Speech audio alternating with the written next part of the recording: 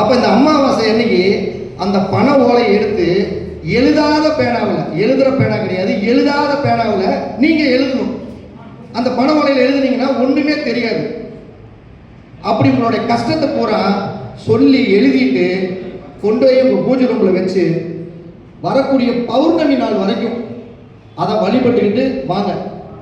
பௌர்ணமி அன்னைக்கு எடுத்து நேராக வெளியில் கொண்டாந்து என்ன பண்ணுறீங்க, உங்கள் வீட்டில் ஏதாவது எழுதிட்டு அந்த பண ஓலையை சாமி ரூமில் வச்சு சாமி கும்பிட்டு பௌர்ணமி அன்னைக்கு எடுத்து வீட்டுடைய நிலவுகாலுக்கு முன்னாடி கட்டி வச்சிருங்க.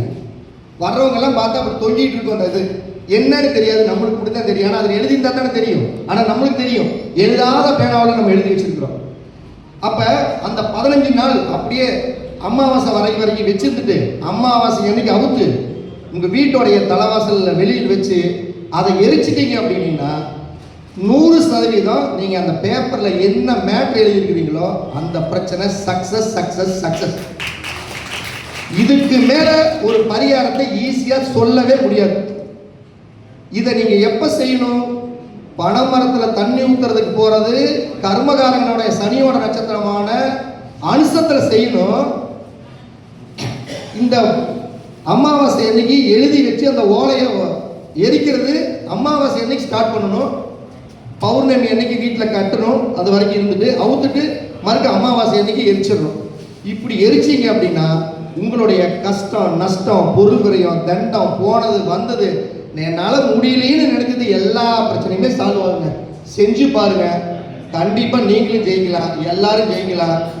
உங்களுடைய வாடிக்கையாளர்களுக்கு சொல்லி பாருங்க. இதையெல்லாம் நான் அனுபவத்தில் சொல்லி சொல்லி சொல்லி சொல்லி அனுபவத்தில் சக்ஸஸ் ஆனவங்களை மட்டும் நம்ம தேர்ந்தெடுத்து இந்த பதிவுகளை போடுறோம். கண்டிப்பாக இந்த திருச்செங்கோடு ஜோதிட ஆராய்ச்சியாளர் சங்கத்துக்கு 21வது ஆண்டு விழாவில் நம்ம வாஸ்தை பற்றி பேசணும்ல, வாஸ்தை பற்றி ஊருப்பட்டது பேசி பேசி எனக்கே அழுத்து போச்சு.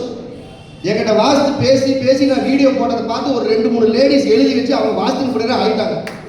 அப்போ இதுக்கு மேலே நம்ம வாஸ்தை பேசினா நம்மளுக்கு மரியாதை தெரியாது. ஏன்னா பேசியாச்சு, எந்த தான் பேசுறதே ஒன்றும் இல்லை, அத்தனையும் பேசிவிட்டாச்சு. அப்போ வேற டிஃப்ரெண்டாக பேசணுங்கிறப்ப ஒரு அனுபவத்தில் சக்ஸஸ் கண்ட தலைக்கு மேல் இருக்கக்கூடிய அமாவாசை பரிகாரம் இந்த பரிகாரம் தான். முத்துப்பாண்டி ஐயா நோட் பண்ணிக்க, அமாவாசை பரிகாரம் நீங்கள் பண்ணுங்க, வாழ்க்கையில் நிச்சயம் ஜெயிக்க முடியும் அப்படிங்கக்கூடிய ஒரு அற்புதமான தகவலை தெரிவித்துக் கொண்டு இந்த ஒரு அழகான ஒரு அற்புதமான தருணத்தில் 21வது ஆண்டு விழாவை நடத்தி கொண்டிருக்கக்கூடிய திருச்செங்கோடு ஜோதிட ஆராய்ச்சியாளர் சங்கம் மேன்மேலும் வளர வேண்டும், வாழ்த்த வேண்டும். இவர்களுக்கு நாங்கள் எப்பொழுதும் துணையாக இருப்போம் என்று கூறிக்கொண்டே தர்மத்தின் வழி செல்ல செல்ல கர்மத்தின் வழி குறையும் அப்படிங்கக்கூடிய அற்புதமான தகவலோடு மீண்டும் ஒரு அழகான தருணத்தில் அடுத்த சந்திப்பில் உங்களை சந்திக்கிறேன். அனைவருக்கும் வணக்கம், அனைவருக்கும் வாழ்த்துக்கள்.